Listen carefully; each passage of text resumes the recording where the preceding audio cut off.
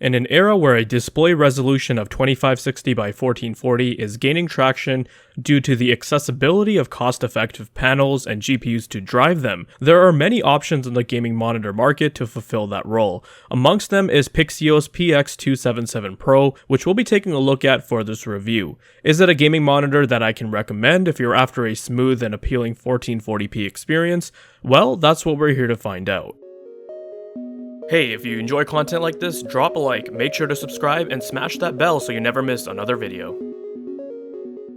Hey, what is going on guys, Danny here, welcome back to the channel and I hope you've all been doing well. For this video, we'll be taking a look at a monitor that was sent over to me by PIXIO. This is their PX277 Pro gaming monitor, and I think you guys will be pleased with its specs and features that it has to offer. Now you might have heard about this brand before, but if you haven't, their main target in the PC hardware industry is gaming monitors. They have plenty of options that are available on their website and places like Amazon. Their main focus has always been the mainstream or budget category when it comes to monitors. However, with the PX277 Pro, they aim it at a standard of consumers that want a more higher end experience, but one that's not exorbitantly priced. Currently, it retails on Amazon.com for $349, and sometimes there will be a coupon promo available, bringing its price down a bit. Now, even though they sent me this review sample, all my opinions and thoughts are mine alone. For this review, we'll be talking about its features, specs, as well as its pros and cons. To start off, I just wanted to show you guys all the contents that came inside the box. Didn't want to do a whole unboxing portion for such a large box. What you'll get is, of course, the panel itself, which comes wrapped in a foam sleeve for protection. Speaking of protection, the packaging foam that they also used was excellent and felt durable, not that brittle kind of stuff that's done after one impact. You get the monitor arm along with the stand and some mounting screws. One DisplayPort and USB hub cable are included, along with the power brick plus cord. Let's move on to the design and aesthetics of the monitor. The PX277 Pro has a fairly clean and minimalistic design. From the front, you'll notice that the bezels are what I'd consider to be on the thinner side. They're not paper thin, but at around 5mm, they're not going to be taking up much space and aren't noticeable. The chin is also on the smaller side. It's only about half an inch thick with the PIXIO logo in the middle. The panel is using an anti-glare matte coating, so for those who do like a glossy look, you might find yourself a bit disappointed here. However, as someone who also prefers glossy screens, the matte coating on the PX277 Pro was acceptable, and it wasn't a feature I'd say was very detrimental to its overall image. It's certainly one of the least aggressive implementations of a matte finish, which is a great thing. Moving around to the rear, the back panel has some angular portions to it to give it that gamer and more aggressive look. I personally would have preferred a flat back panel, but this isn't anything over the top or tacky, so it's acceptable.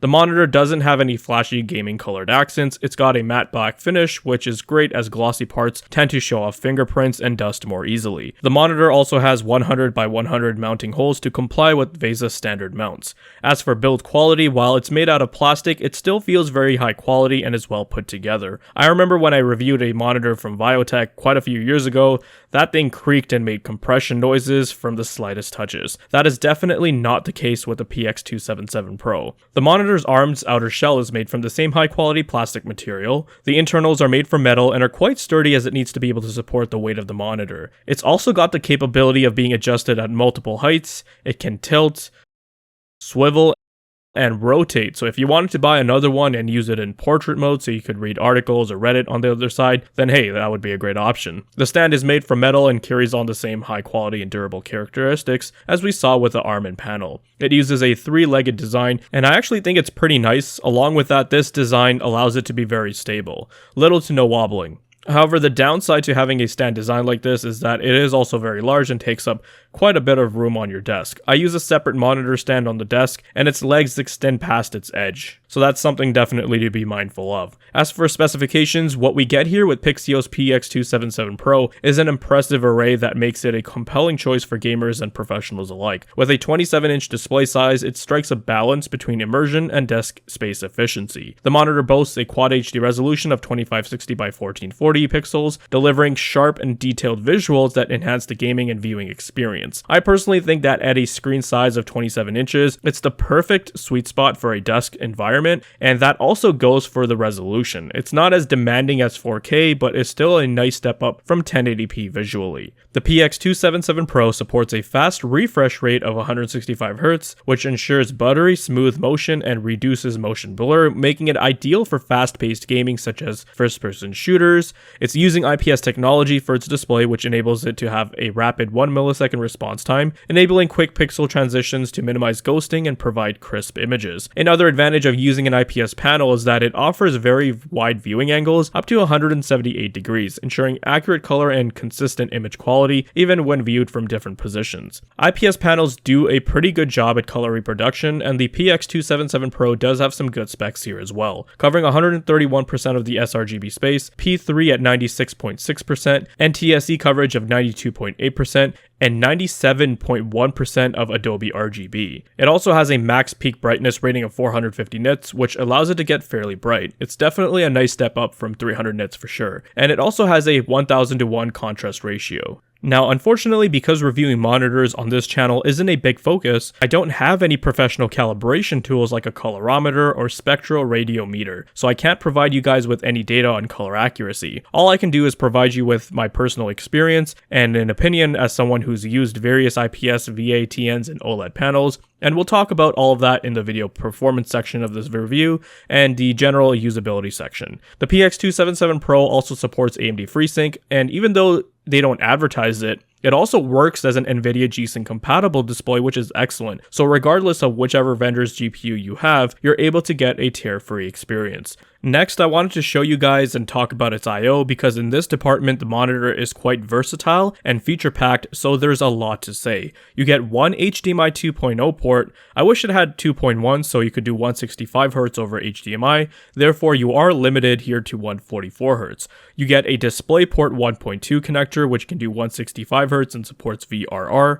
Besides that, we have a USB-C port which acts as a second DisplayPort and can do 165Hz and also supports 65-watt charging. So not only can you use it to connect a laptop that supports display output over USB-C, but it also charges it at the same time. Or you can even use it for a portable console like the Steamdeck. But it gets even better. You also have an integrated USB hub with Ethernet, and they've integrated a KVM. That's actually really cool, because then you'll be able to control multiple devices with the same keyboard and mouse. You don't have to go through the hassle of plugging things in and out. Essentially, what you have here is a built-in docking station, which I can see being a huge appeal for workstation users, or even with someone that has a Steam Deck or ROG Ally hybrid console. Moving on, and I wanted to show you guys and talk a bit about the on-screen display. PIXIO has implemented a small knob or joystick style control functionality for the PX277 Pro, and in my opinion, this is a great method of accessing and controlling the OSD. You can access the OSD by pressing the button on the back. The first section has to do with display options, which controls things like brightness, contrast, black levels, and sharpness. The next set of options allow the user to color tune the panel. You can choose from different color profiles, how saturated you want the colors, the hue, and also adjust blue light levels.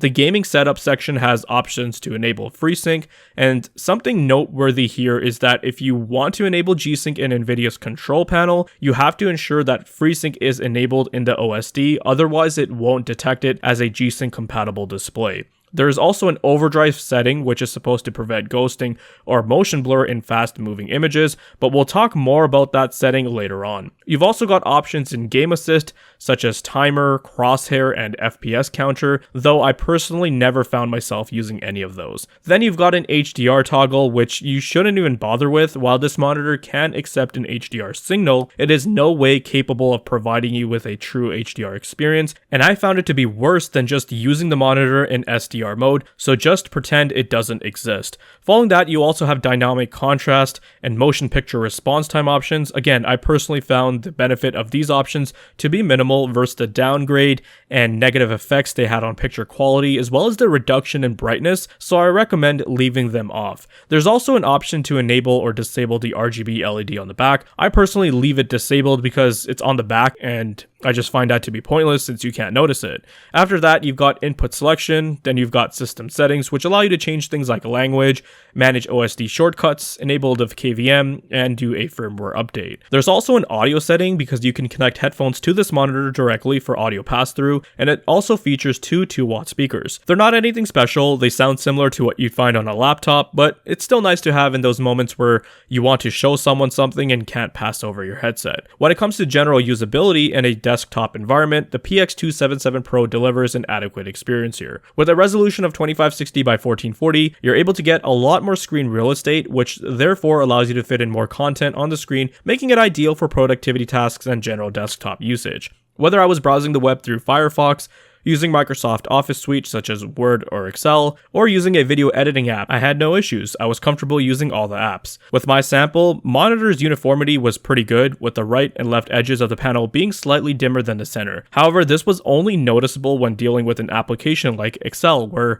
you'll be dealing with a white background and info on the sides, but during gaming or consuming content like videos, this was not noticeable at all. Backlight bleed was also minimal. My panel had a little bit from the top left hand side and bottom center left side, but again, during regular usage, this was not problematic or detrimental to the experience. However, if there was one problem that I've had, and I'm not sure if it's a bug with their firmware or a defect with my sample, but this monitor does not wake up from sleep most of the time. I usually have my monitors just go into their sleep mode after 15 minutes of inactivity. My old BenQ monitor wakes up no problem, but for this monitor, I have to manually hold its power button down until it turns off and then turn it back on. I was told to try a firmware reset, but unfortunately that didn't solve my problem, and it's weird because sometimes it will turn back on as it's supposed to, so I'm hoping perhaps with a future firmware update it's addressed. Overall, using this monitor in a regular desktop environment for day-to-day tasks has been a breeze with minimal issues here and there. Circling back to the USB-C port,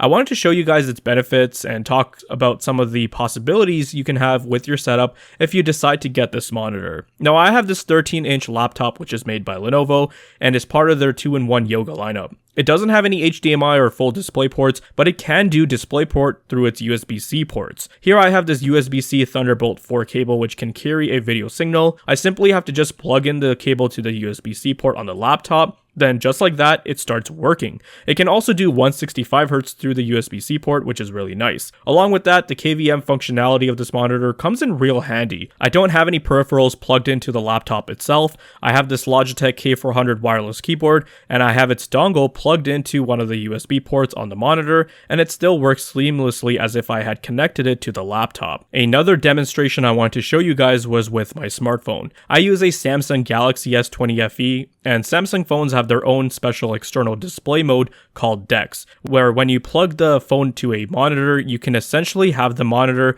set up in a similar desktop environment that you'd get from an x86 operating system, but it's powered by your phone. It's pretty cool, although I don't use it often as I personally don't have a need for it, but for those users who do a lot of work on the go and use a Samsung smartphone, maybe like their new Fold or tablets, then this can come in handy. They can come home, connect their mobile device to the monitor, so you're essentially docking it, and you can continue your work, plus you have the ability to work as if you're on a desktop. If I had to describe the experience, it felt similar to using a Chromebook. Just a lot of great versatility with the monitor that it has to offer because of the USB-C ports and also the KVM. Let's circle back to the monitor's performance in regards to colors and content consumption like videos or movies. To start off, when I first turned the monitor on, while the colors and images didn't look terrible, I found the panel to be somewhat dull. However, I turned up the saturation by just 10 points in the OSD and found that was enough to get the colors to my liking. Although, this is purely subjective, but I tend to like my panels to have a more punchier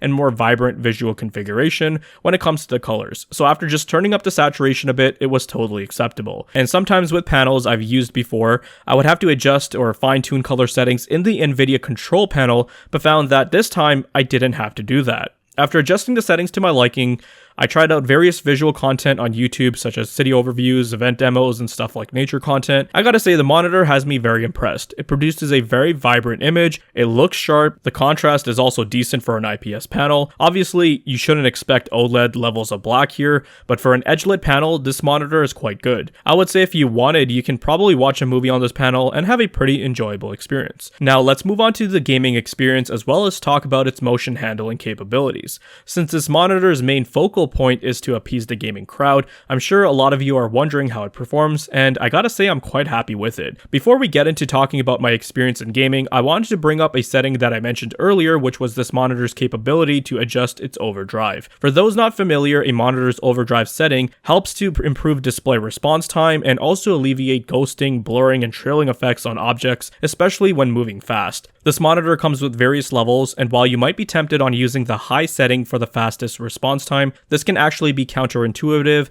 and be detrimental to your overall image quality. The reason for this is because using an aggressive overdrive setting can also introduce pixel overshoot and inverse ghosting. As you can see from the slow motion footages captured while at 165Hz, using the low settings, there's basically no trailing. With the medium setting, there is a slight amount of trailing, and with the high settings, it becomes noticeable and more profound, so therefore it's a setting I just cannot recommend using under any circumstances. Along with that, the overdrive can also have a more profound effect at lower refresh rates, and even the low overdrive setting can introduce a bit of trailing at 120Hz. The only way to get rid of it at lower refresh rates is to turn it off completely, but then you'd also sacrifice response times. For me personally, as I don't really play demanding games on my personal rig, I lock my refresh rate to a little bit below 165Hz.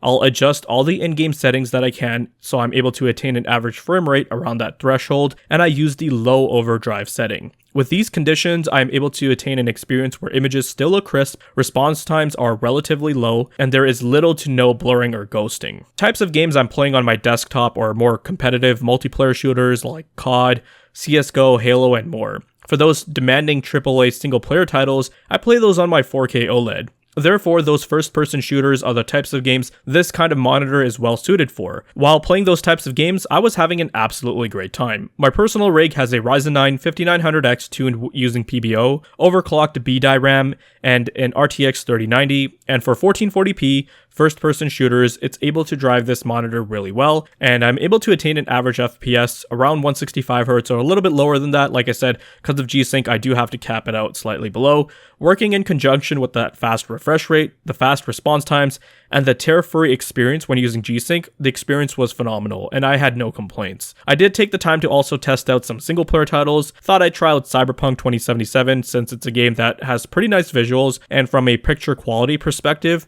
this monitor also does a great job here too. The colors look really nice and vibrant, image sharpness is great, and it handles contrast decently, allowing for good performance in dark and bright scenes. So overall, the experience and immersiveness was really nice. And going back to what I said earlier, I think overall 1440p is a nice step up from 1080p, and for a 27-inch screen, it's ample. Plus, its performance tax isn't nearly as bad as it would be with 4K. All in all, I really like PIXIO's PX277 Pro. It's feature-packed with a lot of convenient capabilities. If you were to go on Amazon and do a search for a USB hub or docking station with DisplayPort and a KVM, you'll find that they are quite pricey. With a monitor like this, it eliminates the need for a workstation user to make that additional purchase. As for a gaming monitor, which is its primary selling point, I've been quite pleased with it. Playing first-person shooters on it has been a blast, and while I don't consume content on it like movies, I do watch a lot of YouTube videos on it, and they've been great. The display's colors are also quite good, and I've had no complaints there. Overall, I can definitely recommend this monitor. It's a well put together package that offers a lot to the user, and the price isn't exorbitant. Currently on Amazon, you can pick up the PX277 Pro for $349.99,